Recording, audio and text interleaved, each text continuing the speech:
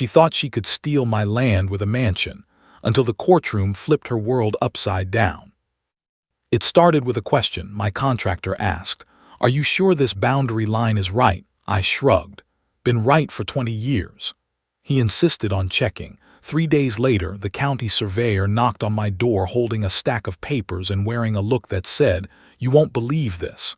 Sir, according to updated county records, a large portion of your land extends over that hill."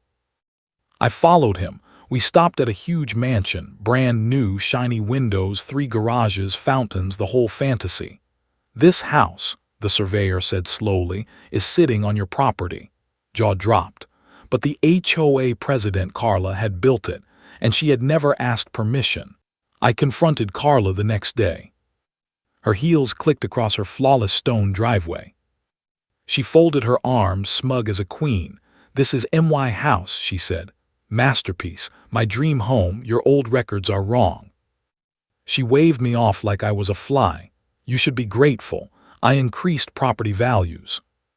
Grateful for someone stealing my land to build a mansion. I walked away without a word. But inside, a storm was building. Carla sent the HOA after me the very next morning, as if she had been waiting for the perfect moment to strike. Violation letters appeared on my door before sunrise, each one stamped with urgent red ink like I had committed some unforgivable crime. They accused me of everything imaginable: property obstruction, visual nuisance, even emotional harassment, a charge so absurd I almost laughed. But the HOA wasn't joking. They wanted me cornered, intimidated, and overwhelmed. Every hour a new email arrived, each crafted with legal-sounding threats designed to make an ordinary homeowner panic. And honestly, I almost did. Almost. They fined me for the most ridiculous things. For disruptive conduct, even though the only noise that had happened on my property was the sound of their own construction crew drilling at dawn. For refusing HOA cooperation, though I had simply asked for documents proving Carla's right to build a mansion on land that wasn't hers. They even sent a fine for negative tone in communication. Negative tone.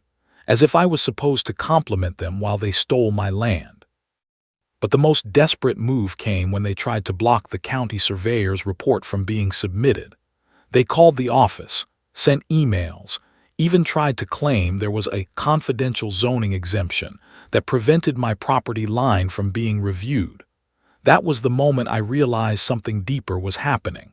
Normal HOAs don't fight this hard unless they're hiding something. So I started digging. For 3 nights I combed through building codes, permit databases, and public records. I expected to find some shady approval process or maybe a loophole Carla exploited. I did not expect to find nothing. No permit, no approval, not even a preliminary application. It was as if the mansion had appeared out of thin air. But mansions don't magically rise from the ground. They require paperwork, city reviews, signatures, inspections. Carla had bypassed every single step.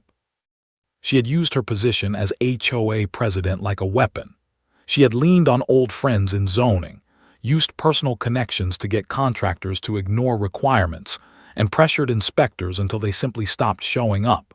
She had manipulated the entire system, convinced she was too powerful, too connected, too feared to ever be questioned. And the HOA followed her without hesitation, enforcing whatever she said as if her word was law. But in all her arrogance, she forgot one thing. She wasn't building on HOA land. She was building on mine. That realization lit something inside me. Fear turned into anger. Anger turned into determination. For weeks I had tried to stay calm, tried to reason, tried to handle things the polite way. But polite wasn't working. Carla wasn't the kind of person you reasoned with, she was the kind you exposed. So I hired a lawyer. Not just any lawyer, a property law specialist known for destroying corrupt HOAs one courtroom at a time. When I called his office and explained the situation, he didn't even hesitate. He said, "If what you're saying is true, she's in more trouble than you are." Those words felt like oxygen. He arrived at my house the next morning, carrying a briefcase and a confidence that made the HOA's threats feel small. He reviewed every letter they'd sent, every fine, every message. He read the survey report twice, then leaned back in his chair with a slow, amused smile. "They really thought you wouldn't check the permits," he said. "People like Carla always think they're untouchable, but the law doesn't care about egos." Built a case piece by piece. Emails showing their attempts to intimidate me. Copies of fines that had no legal basis.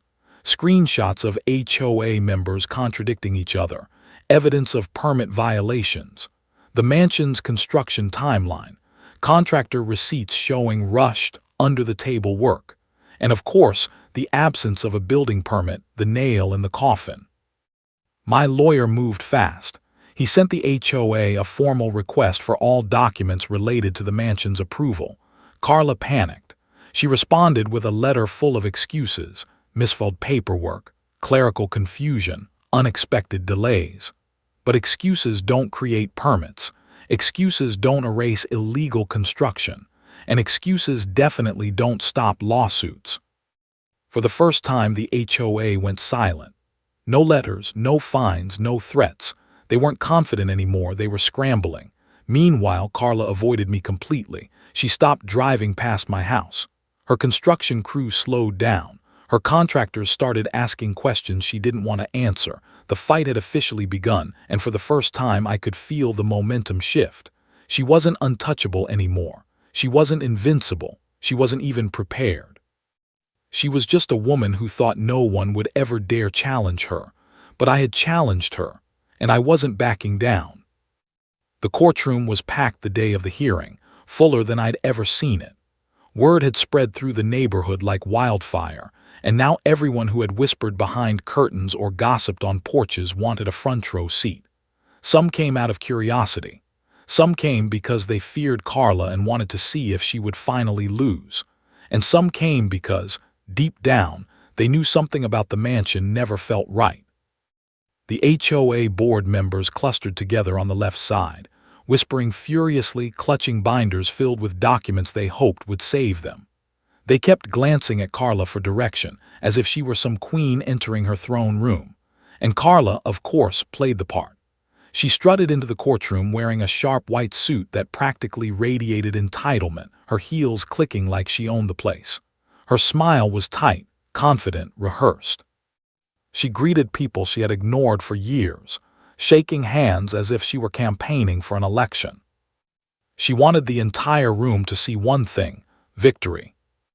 But when she caught sight of me and my lawyer sitting calmly at our table, her smile flickered for half a second. It wasn't fear, not yet, but it was the first hint that she understood this wasn't going to be as simple as she'd imagined. The judge entered, an older man with a stern expression that instantly silenced the room. Everyone stood. Everyone sat. Carla kept her chin high, posture perfect, as if she believed she was about to deliver a performance worthy of applause. When the judge called the case, she practically leapt to her feet. "Your Honor," she began with theatrical indignation, "this entire claim is absurd. She didn't get to finish." My lawyer rose with a calm authority that sliced through her theatrics like a blade. "Your Honor," he said, "we have the original land deed, the updated professional survey, and multiple pieces of evidence proving that Ms. Carla Jennings built a structure without county approval." The words hit the room like a dropped bomb. A murmur spread across the benches. Even the HOA board members froze, exchanging looks of confusion and panic. Some of them genuinely had no idea the mansion lacked a permit. Others had suspected, but never dared to confirm. Carla's smile faltered, just barely, but on her face, a face trained in superiority, barely was noticeable. Still, she tried to recover. She rolled her shoulders back, lifted her chin, and forced a laugh that echoed too loudly. "This is a misunderstanding," she said. "I am the HOA president. I approve community improvements. The mansion is a community enhancement project." My lawyer raised an eyebrow, as if she'd said the sky was green. The judge stared at her for a long, heavy moment. His expression didn't change. His voice didn't rise, but the weight behind his words could have cracked stone. "HOA authority," he said slowly, each word deliberate, does not override county regulations. It does not override private property rights, and it certainly does not give you permission to build a residence on land you do not own. Carla blinked, once, twice. Her confidence slipped like a mask coming unglued at the edges. The judge continued, flipping through the stack of documents my lawyer had provided. He paused at the survey. This survey shows the structure is entirely on the plaintiff's land, not partially, not by an inch, entirely. The HOA board collectively inhaled. My lawyer stepped forward. Your Honor, we also have correspondence showing attempts by the HOA to intimidate my client, block the surveyor, and issue retaliatory fines. Whispers erupted again, louder this time. A few neighbors looked genuinely shocked, others looked vindicated, and a few, particularly those who had always feared Carla, looked relieved, as if watching her fall meant they finally had permission to breathe. Carla tried again, desperation creeping beneath her polished voice. Those fines were standard procedure, and the land surveyor was interfering with an ongoing community development plan. The judge cut her off. Ms. Jennings, are you stating that you, acting as HOA president, believed you had the authority to approve a private mansion as a community structure? She hesitated, and that hesitation destroyed her. Well, the judge leaned back, unimpressed. Because what I see is someone who used a position in a volunteer neighborhood association to bypass legal permitting processes and encroach on private property. Carla's hands began to tremble. She tried to hide it by clutching her folder tighter. My lawyer pressed on. Your Honor, we would like to submit the contractor statements as well, specifically those confirming that they were instructed to begin work immediately, without inspection, under the claim that the HOA president had special approval. Carla whipped her head around toward the contractor sitting in the back row, eyes wide with betrayal. The contractor avoided her gaze. The judge flipped through the new documents. His frown deepened. Ms. Jennings, he said, this is not merely a zoning issue. This is a violation of property law, abuse of authority, and potential fraud. For the first time since the battle began, Carla stopped trying to speak. She wasn't blinking confidence anymore. She was blinking panic. The courtroom was silent, except for the sound of papers shifting, as the judge organized the evidence into a neat, damning pile. Then he delivered the line that sealed her fate, the one she would remember for the rest of her life. HOA titles do not make you the law, he said, and they certainly do not give you ownership of another person's land. Carla's face drained of color, her shoulders sagged, the room held its breath. And for the first time since this ordeal began, everyone could see it clearly. Carla wasn't winning, she was crumbling. After hours of arguments, documents, testimonies, objections, counter-arguments, and the judge meticulously reviewing every map, permit, statement, and signature, the courtroom felt like it was holding its breath. Even the air felt heavy. The tension had grown so thick that you could hear every shuffle, every exhale, every nervous tap of a shoe against the floor. Carla, who had walked in with a smile that promised victory, now looked like she had aged 10 years in a single afternoon. Her hair, perfectly curled in the morning, fell limp around her shoulders. The expensive suit she'd worn like armor didn't shine anymore. It clung to her awkwardly, as if even the fabric was embarrassed for her. My lawyer sat calmly beside me, hands folded, confidence steady. He'd done what he came to do, and he knew it. Finally, after what felt like a lifetime, the judge adjusted his glasses, placed his notes in a perfect stack, and cleared his throat. The sound echoed like thunder in the silent room. Everyone straightened. Everyone waited.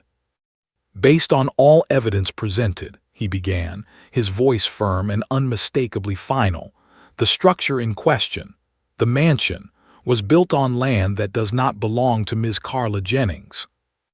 A ripple of whispers broke through the crowd. The judge continued, even louder now. It belongs to the plaintiff. For 1 second, one long suspended heartbeat, absolute silence filled the room. Then chaos. Gasps, shouts, disbelieving murmurs. The HOA board sank into their chairs, their faces pale. Neighbors exchanged looks of shock, vindication, even relief. Some tried to whisper but failed, their voices cracking under the weight of what they had just heard. But the loudest reaction came from Carla.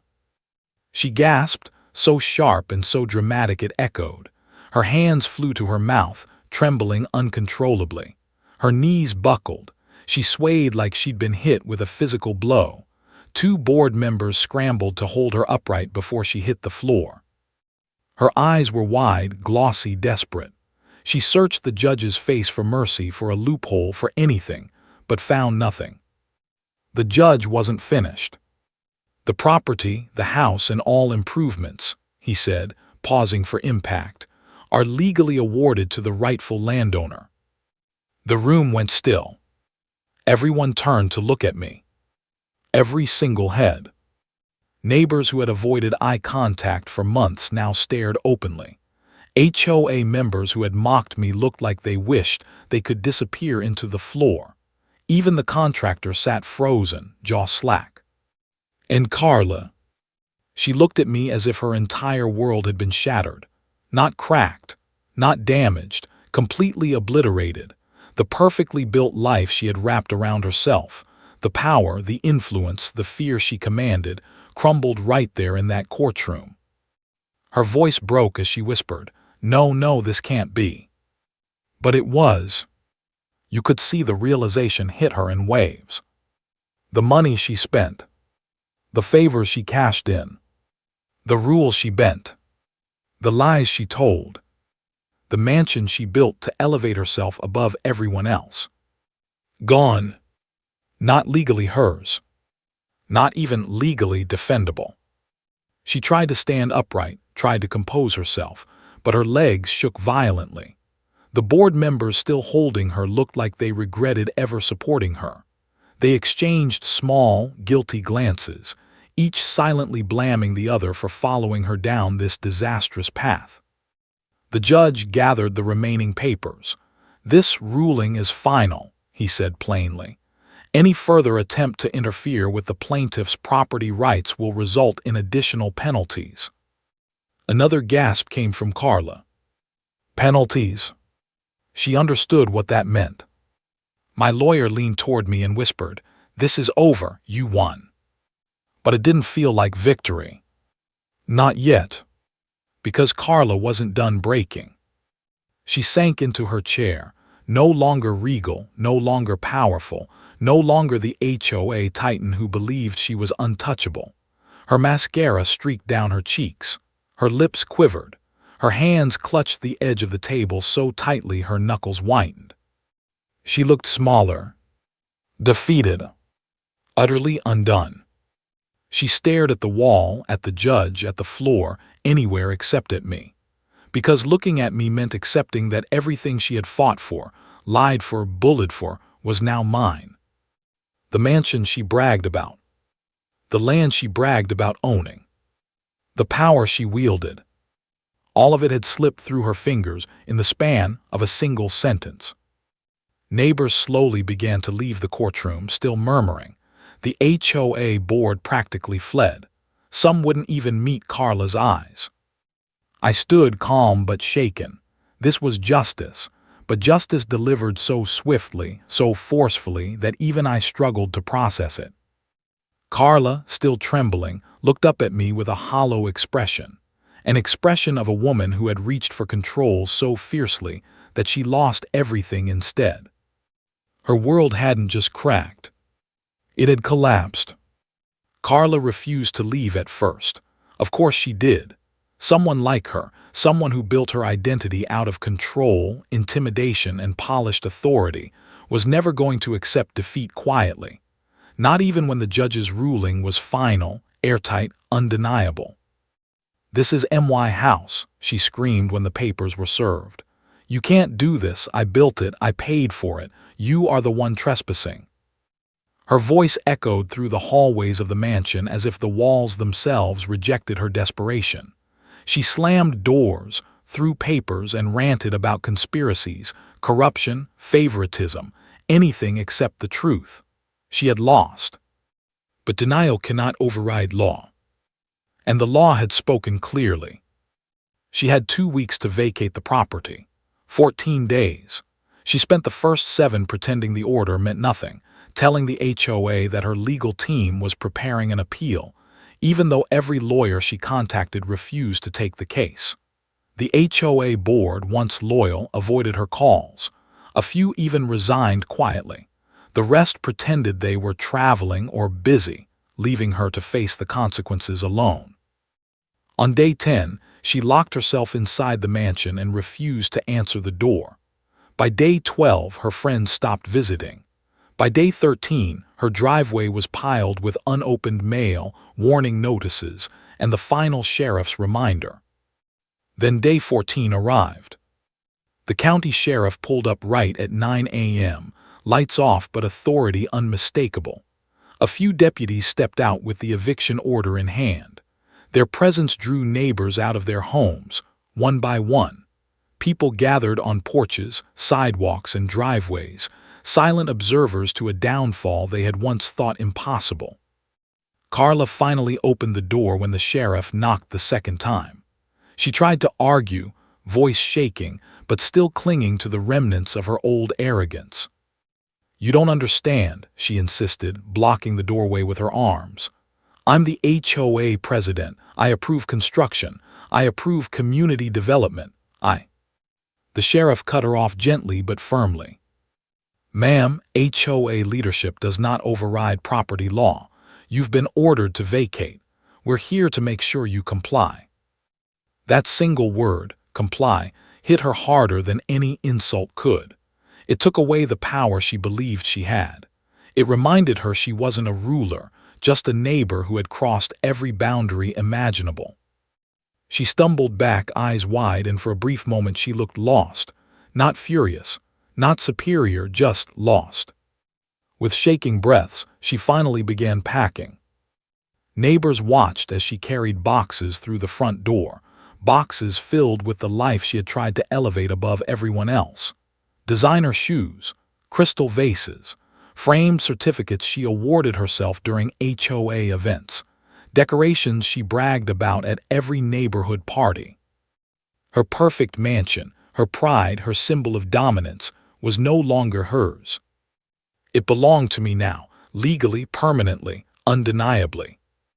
She loaded the boxes into her SUV with jerky, frustrated motions. Her once perfect composure had crumbled completely. She muttered curses under her breath. She glared at anyone who dared to look her way. She refused help, refused sympathy, refused reality. And then finally she glared at me. It wasn't the confident glare she had used during HOA meetings, not the superior glare she had used when signing fines, not the victorious glare she had worn when construction began. This glare was raw, broken, humiliated. "This isn't over," she hissed through clenched teeth, slamming her trunk shut. "I won't forget this." I met her gaze calmly. I didn't need to raise my voice or deliver some triumphant speech.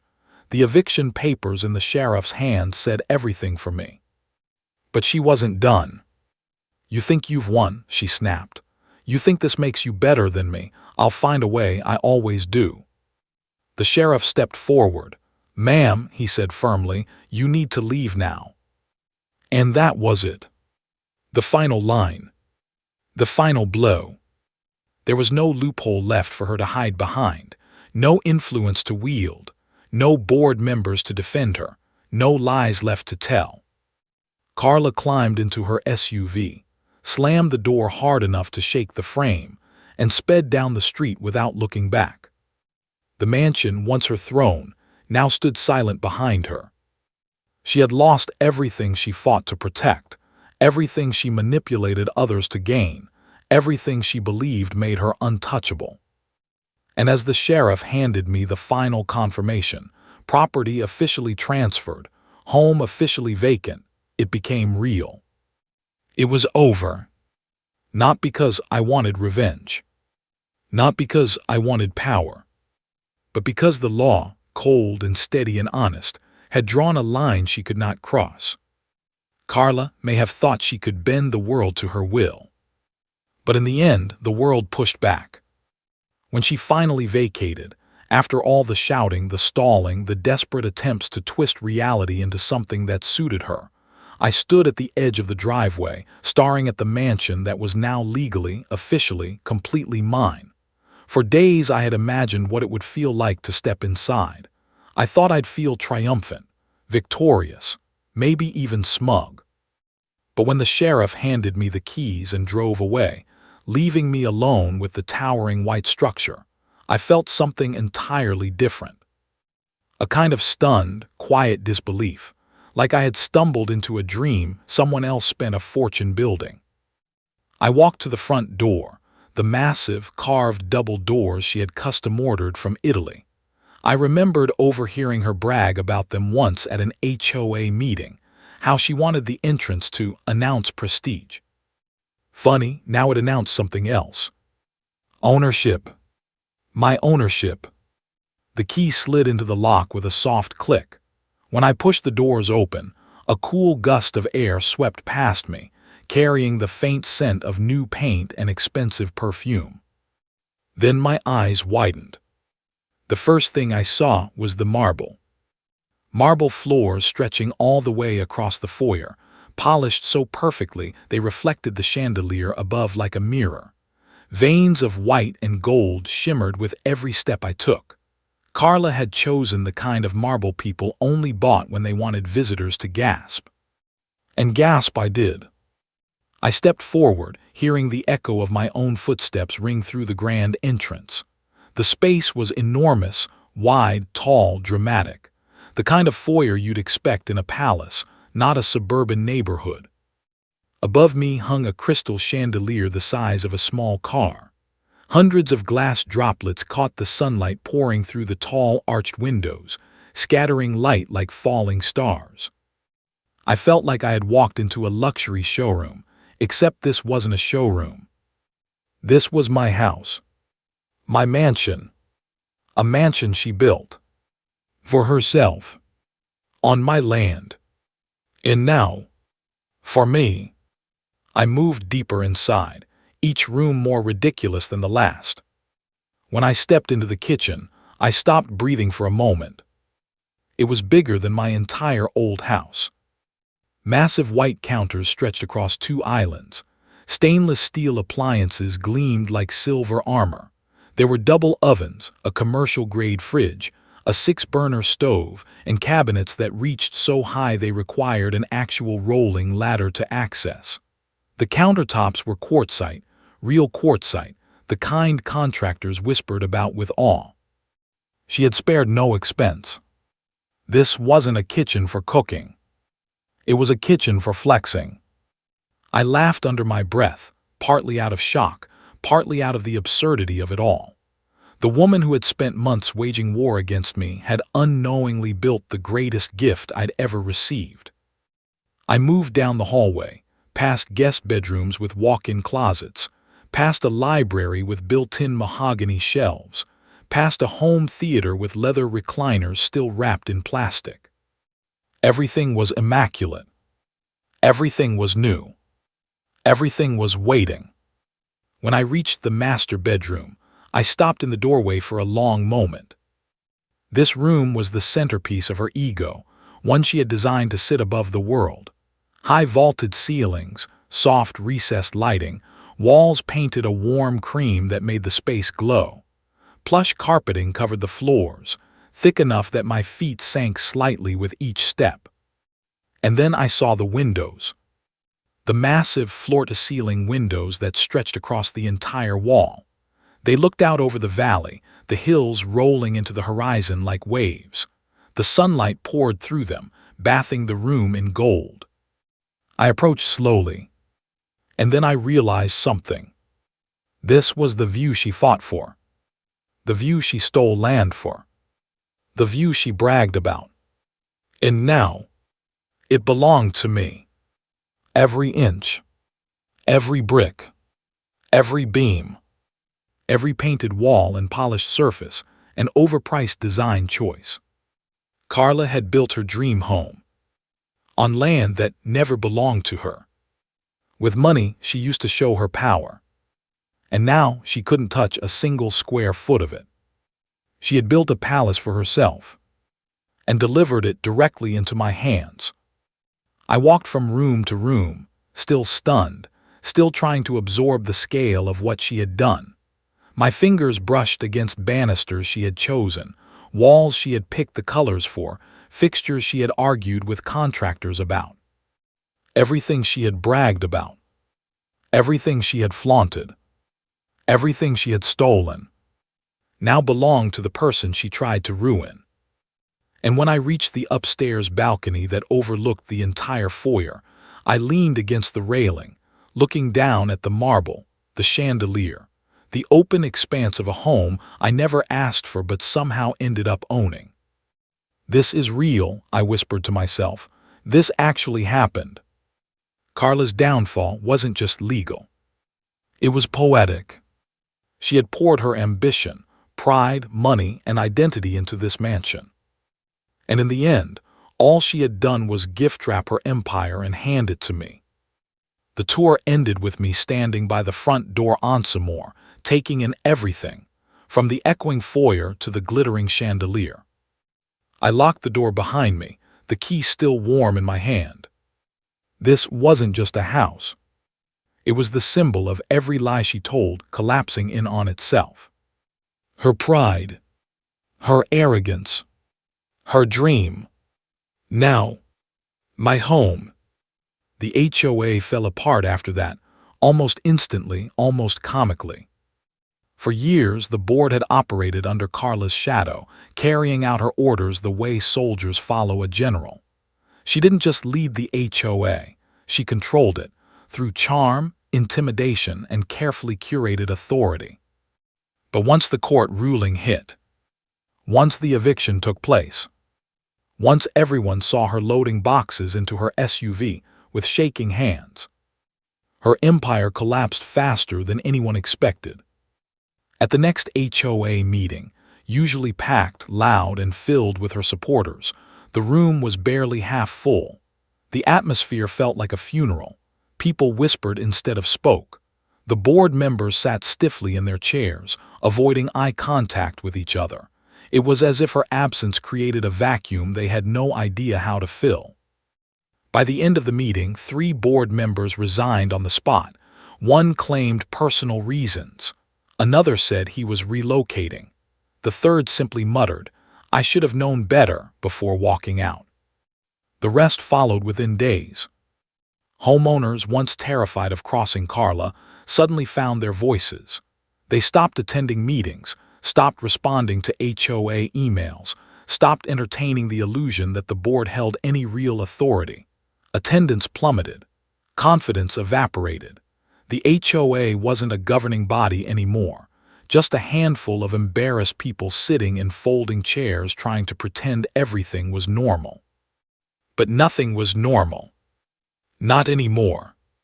With the leadership in ruins, the neighborhood voted for a new board. This time, it wasn't filled with power chasers or Carla loyalists. It was filled with people who genuinely wanted change. People who were tired. People who had been silenced too long. The first meeting under the new leadership was quiet, respectful, hopeful. It felt honest. And when the floor opened for homeowner requests, I stood. My voice didn't need to be loud. The room leaned in on its own.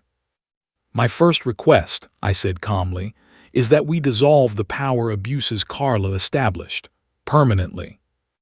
A ripple of agreement moved through the crowd. Heads nodded, arms crossed with conviction. For the first time in years, people weren't afraid to oppose the system she had built. The board president, an older gentleman who had been bullied by Carla more times than he could count, nodded firmly. "Done," he said, "effective immediately." Just like that, everything she had used to control the neighborhood, her special authority, her unilateral decision-making, her ability to issue fines without oversight, was wiped off the books. Then I continued. My second request: audit every HOA rule ever written under Carla. Every amendment, every regulation, every fine, every policy she added or modified. The room went silent. The kind of silence that means everyone is thinking the same thing, but too afraid to say it out loud.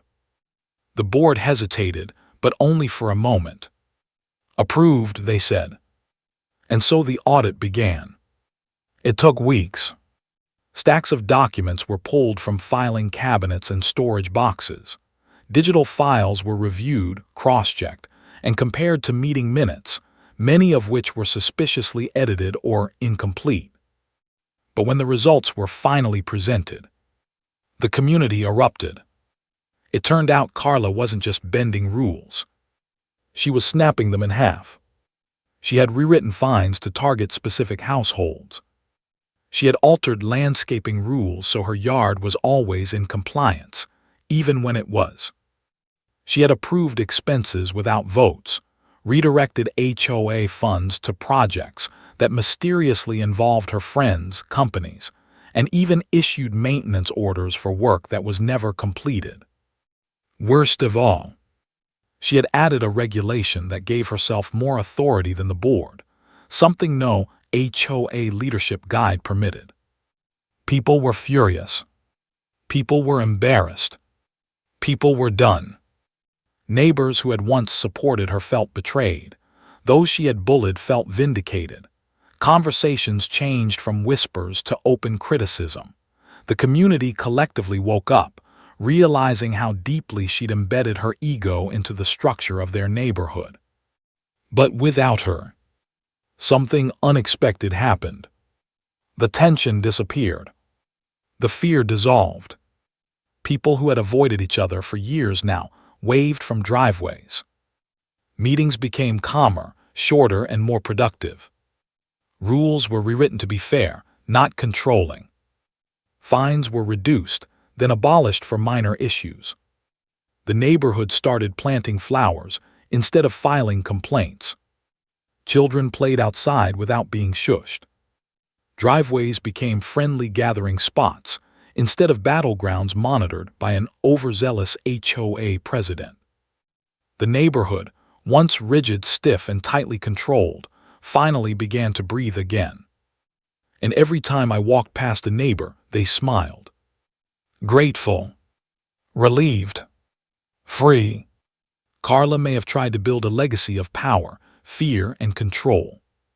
But the moment she was removed, the neighborhood healed like a wound finally allowed to close. Her reign ended. Her rules crumbled. Her influence vanished. And the HOA, no longer her weapon, became a community again. Today I live in the mansion she built, a house that was never meant for me, yet fits me better than anything I could have designed myself. Every morning when I wake up, sunlight slips through the tall windows and paints golden stripes across the marble floors. The same marble she imported to impress everyone. The same marble she used to walk on with heels clicking like she owned the world. Now it's the sound of my footsteps that echo through these halls, steady, calm, unbothered, legally mine, rightfully mine. Unexpectedly mine. That last part still makes me smile sometimes, because nothing about this mansion was supposed to belong to me. Carla envisioned it as her ultimate throne, her proof of status, her shining monument to the power she believed she held over the neighborhood. But the universe has a very sharp sense of irony, and the law even sharper. I walk through the kitchen every morning, the same massive kitchen she bragged about at every HOA meeting. Double ovens, oversized stove, chandelier above the island, custom cabinets that reach higher than most doors. She built it to impress guests, to host elite dinners, to bask in admiration. Now, I cook pancakes in it while listening to the radio. I make coffee in the same space she once guarded like a treasure vault. And every time the coffee machine finishes brewing, I hear my lawyer's voice in my memory. The house and all improvements go to the rightful landowner. A simple sentence that changed everything. Sometimes I walk the halls just to absorb the feeling of quiet victory. The artwork niches, the curved staircase, the polished banister, the lighting fixtures crafted to look like falling stars, all details she poured money into without realizing she was decorating my future home. I run my hand along the smooth wood railings and think about how she once strutted up and down those steps with pride, thinking no one could touch her. And now she can't even touch the doorknob. The balcony is my favorite place. It overlooks the valley that spreads out like a painting, rolling trees, soft hills, winding roads, and the horizon glowing at sunset. Carla used to take photos here, posing like royalty, convinced she'd built a legacy. I stand in the same spot each evening, leaning on the railing, breathing the fresh air of land that has always been mine. I don't take pictures. I don't need to, just being here is enough. Sometimes I think, she tried to take everything from me, my peace, my rights, my dignity, my land. She underestimated me. She underestimated the law. She underestimated the truth. She assumed paperwork manipulation and HOA intimidation could bury real ownership. But in the end, she was the one buried under the weight of her own arrogance. Because in trying to steal from me, she was unknowingly building something for me, something bigger than revenge, something permanent, something beautiful. Her greed built my dream home. It's almost poetic when you think about it. She fought so hard to climb higher, only to fall into a hole she dug herself. She pushed so desperately to control others, failing to control the one thing that mattered, the truth. And the irony is so sharp it almost gleams. She designed every inch of this mansion to display her superiority, but now every inch of it showcases her downfall. Her arrogance lost it. The law delivered it. Sometimes neighbors stop by and say things like, "You must feel so lucky," or "It's amazing how things turned out." I just smile. Luck had nothing to do with it. It was persistence, evidence, justice, and fate, maybe, fate with a wicked sense of humor. At night, I walk through the fenced backyard she landscaped with expensive stone paths and rare flowers. She intended it to be a sanctuary for herself. Now it's where I sit with a book, or where friends come over for barbecue, or where I simply breathe and appreciate every twist and turn that led me here. People still talk about the court case sometimes. They talk about the day the judge ruled, about her collapse, about the chaos that followed. But for me, the real victory didn't happen in the courtroom.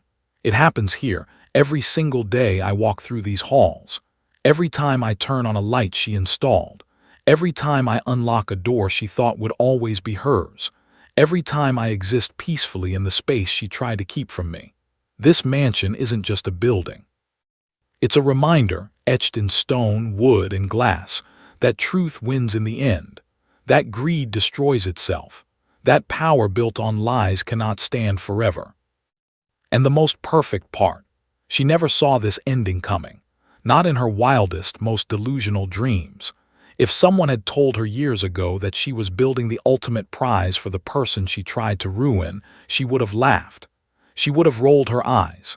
She would have dismissed it like she dismissed everything that didn't feed her ego. But here I am, living in her dream because she turned it into my reality. A perfect ending she never saw coming. A perfect beginning I never expected.